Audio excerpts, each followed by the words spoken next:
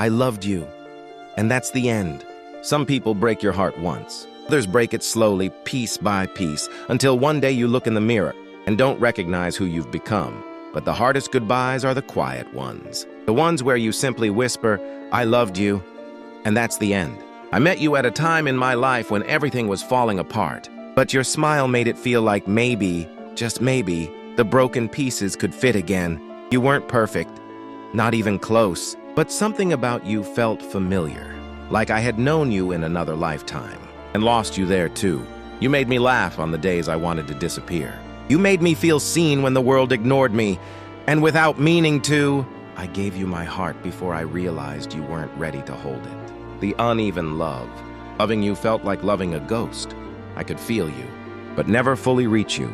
You always kept one foot in and one foot out the door. You loved me when it was convenient, but vanished when I needed you most.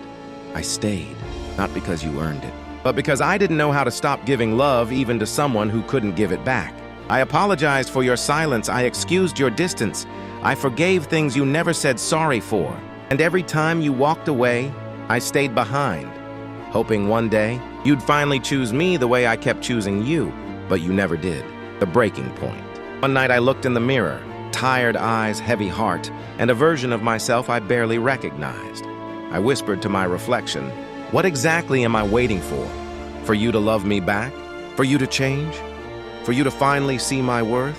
That night I learned a hard truth. You can't make someone love you by giving them pieces of yourself. They'll just keep taking, until there's nothing left. The final truth. I didn't stop loving you because I wanted to. I stopped because I had to. Because my heart was exhausted.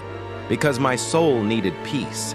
Because staying felt like slowly drowning, while pretending it was just rain. You gave me just enough to keep me close, but never enough to make me stay. And one morning I woke up, and my pain was quiet. My love was tired. My heart done fighting.